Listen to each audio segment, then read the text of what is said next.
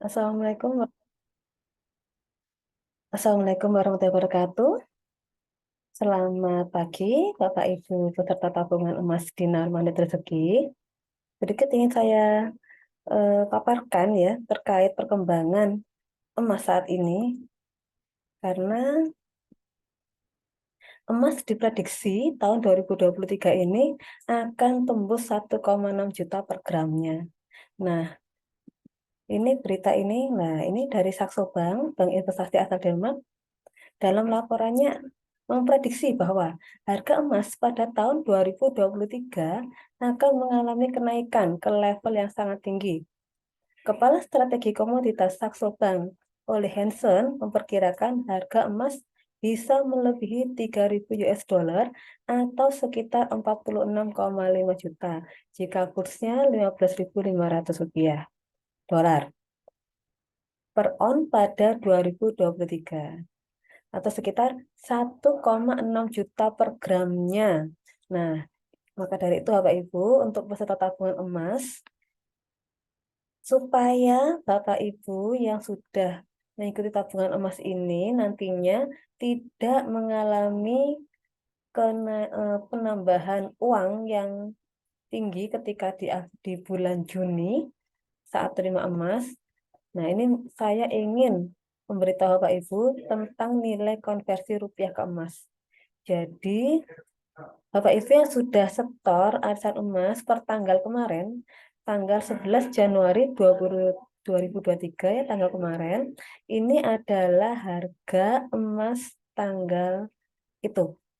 Jadi, saya supaya bisa melindungi aset atau uang yang sudah Bapak Ibu setorkan kepada saya, maka harga tersebut akan saya catat dengan nilai gramasi. Nah, dengan demikian, ini akan menyelamatkan uang yang sudah Bapak Ibu setor. Jika saya konversikan ke rupiah, ini akan menyelamatkan karena jika bulan berikutnya harga emas itu naik, maka rupiah yang sudah Bapak Ibu setor kepada saya itu secara gramasi emas juga ikutan naik. Begitu Bapak Ibu. Jadi ini saya berusaha untuk menyelamatkan dana Bapak Ibu supaya tidak terimbas inflasi terlalu tinggi. Nah, begini ya Pak Ibu saya jelaskan. Di dalam rokam tabungan emas di sini ada 5 jenis ya. Satu dinar, DKR ini adalah dinar, setengah dinar, seperempat dinar, kemudian 0,5 gram ml gold dan 0,2 gram ml gold. Nah, Bapak Ibu yang sudah mengikuti misalkan nih satu dinar ini bobotnya kalau ikut gram ya, bobotnya gramnya adalah 4,25 gram. Harganya per tanggal kemarin, tanggal 11 Januari, itu 4.682.000. Satu kepingnya ya, satu dinarnya harganya 4 juta sekian. Nah, kalau kita hitung per gramnya, harga satu dinar itu adalah 1.101.647 rupiah. Nah, sementara tabungannya kan tetap nih, setiap bulan akan menabung 800.000 per bulan. Maka uang 800.000 itu kita hitung, kita catat juga dalam bentuk gram. Sehingga akan muncul gramnya adalah 0,73 gram. Jadi uang 800.000 yang Bapak Ibu setorkan itu kami catat dalam bentuk gram sehingga nilainya 0,73 gram. Nah, ini sudah dikunci dalam bentuk gram. Begitu juga dengan dinar yang lain atau setengah dinar. Setengah dinar ini bobotnya 2,125 gram. Harganya saat itu 2.371.000. Nah, per gramnya coba Anda perhatikan ya. Gramnya jadi lebih mahal daripada yang di atasnya, daripada satu dinar. Semakin rendah kepingannya, harga per gramnya memang akan jatuhnya semakin tinggi. Ini menjadi 1.115.765 gram. Tabungan per bulannya sementara kan tetap per bulannya 400.000. Maka 400.000 ini jika dihitung bobotnya maka akan muncul 0,36 gram. Nah, ini dihitung dari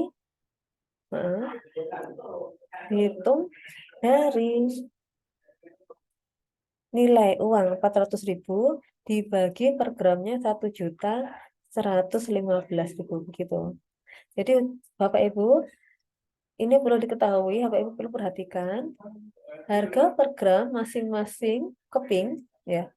Semakin tinggi gramnya, maka akan semakin rendah nominal per gramnya. Semakin kecil gramnya, nah ini ya, misalkan MR Gold 0,2 gram, harganya kan cuma 278.000 satu kepingnya. Kalau dihitung per gramnya ternyata jatuhnya 1.390.000 rupiah.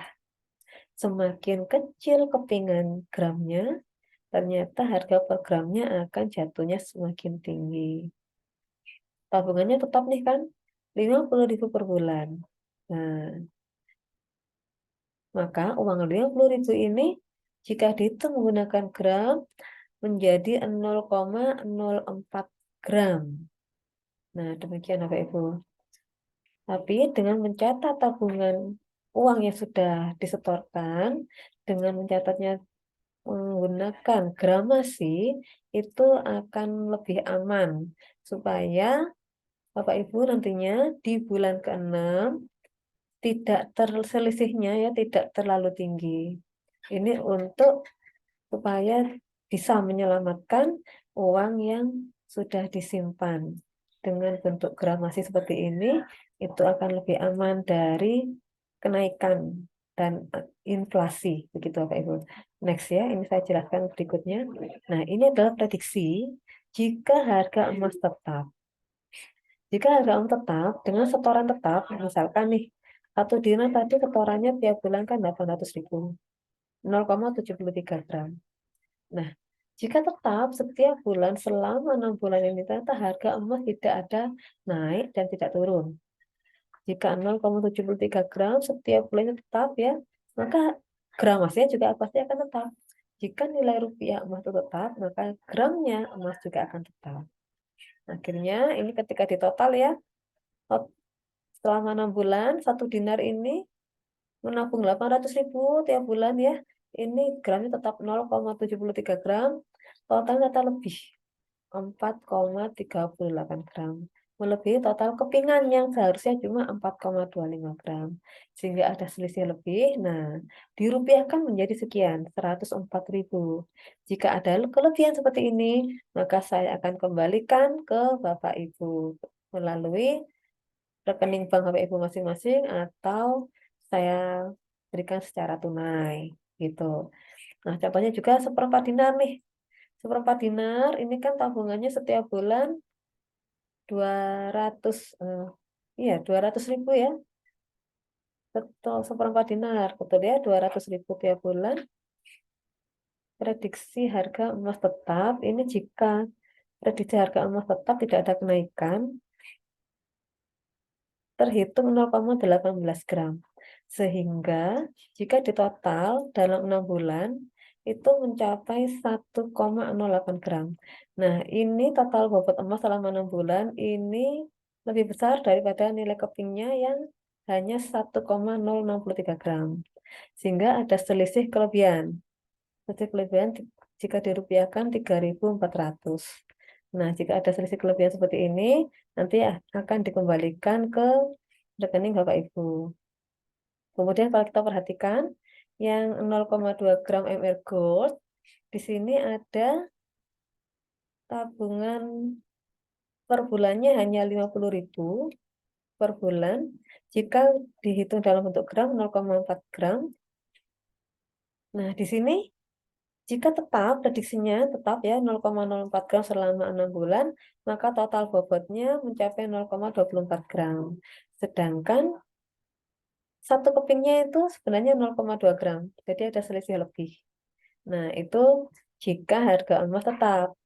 Nah, bagaimana jika harga emas turun? Ini prediksi yang saya hitung jika harga emas turun 2% setiap bulannya.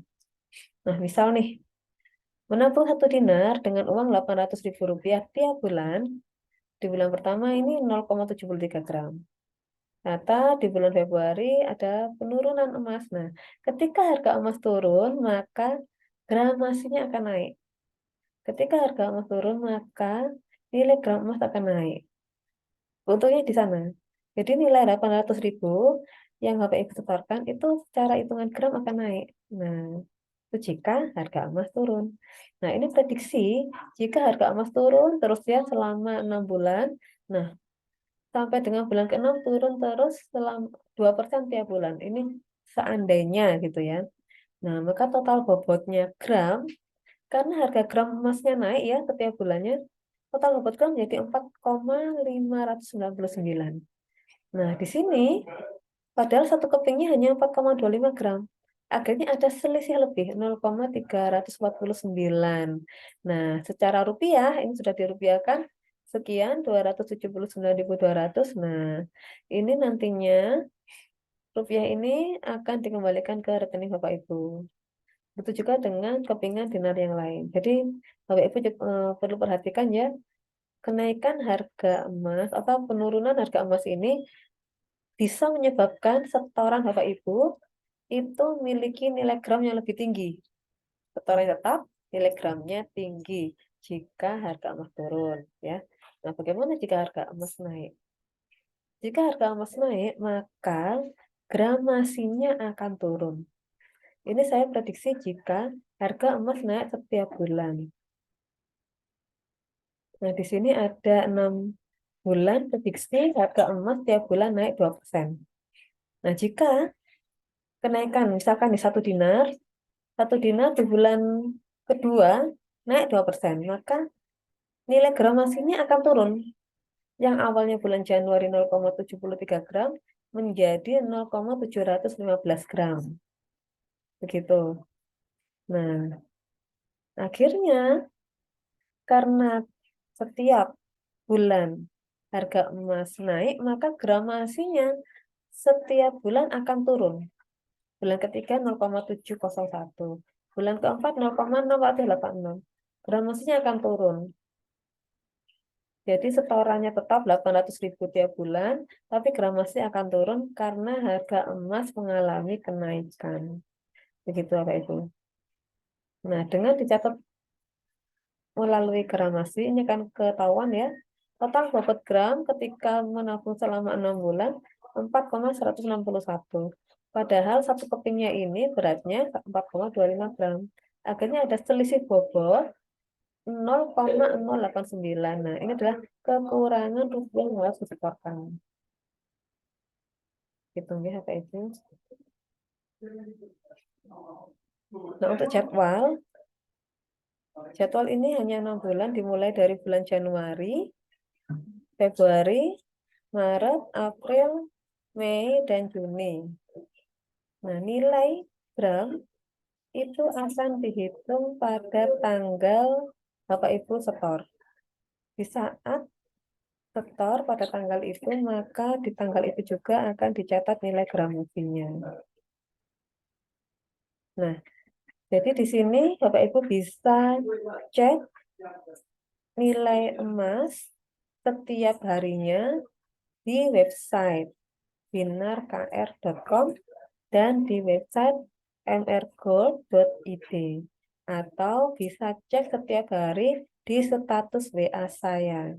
Saya selalu share tiap hari harga emas dinar dan MR Gold. Jadi Bapak Ibu bisa lihat.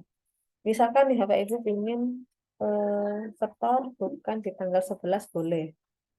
Misalkan di tanggal berapa pun boleh. Tidak ada batasan di tanggal berapa Bapak Ibu setor tabungan. Nah, ini jadwal. Nah, ini ya saya jelaskan lagi. Di bulan Januari sampai dengan Juni ini 6 bulan. Jadi program hanya 6 bulan. Nah, di bulan Juni, di bulan terakhir, ketika Bapak Ibu setor tabungan, itu kan seharusnya tetap ya, misalkan yang 1 dinar, setor tabungannya tetap 800.000. Nah, tapi Bapak Ibu ketika misalkan nih, total tabungan tanggal 10 harus dilihat juga berapa harga saat itu. Nanti ya kita sama-sama melihat, misalkan di store tanggal 10, Bapak Ibu store 800.000, kemudian saya catat gramasinya. Nah, apakah gramasinya apa gramasinya nanti mencapai 4,25 gram, melebihi atau kurang. Nah, dari situlah nantinya kalau misalkan ternyata gramasinya melebihi, maka ada kelebihan uang yang disetorkan akan saya kembalikan. Jika ternyata gramasinya kurang, maka ada kekurangan uang yang harus disetorkan. Begitu ya, Bapak Ibu. Tapi di sini dengan mencatat emas dengan nilai gram, bukan dengan nilai rupiah, itu akan menyelamatkan uang yang Bapak Ibu simpan. Dengan demikian, selisih kurang dan lebih itu bisa diminimalkan. Tapi kalau nantinya dicatat hanya dalam bentuk rupiah, di sini saya khawatir akan ada selisih kurang yang sangat besar. Akhirnya memberatkan Bapak Ibu ketika harus menabungnya di bulan ke-6. Nah, saya khawatirkan seperti itu. Nah, mari budayakan menabung. Stop budaya menyicil, cicilan atau hutang. Nah, ini yang mau saya himbau kepada Bapak Ibu ya. Karena dalam komunitas magnet rezeki ya, Bapak Ibu yang sudah belajar magnet rezeki, kita tahu bahwa hutang adalah salah satu perisai rezeki. Nah, perisai ini adalah penghalang rezeki. Jadi, dengan menabung, mindset kita bukan lagi mindset hutang. Nah, kita sudah mulai belajar untuk menghilangkan semua penghalang-penghalang rezeki itu dengan budaya menabung.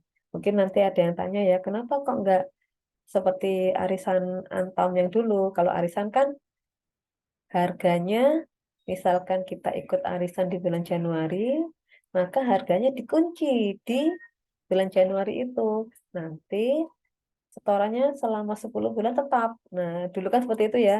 Sebenarnya kita itu di sana adalah berhutang. Berhutang kepada siapa? Kepada Pegadaian. Jadi waktu itu programnya Pegadaian, Pegadaian sudah punya emasnya.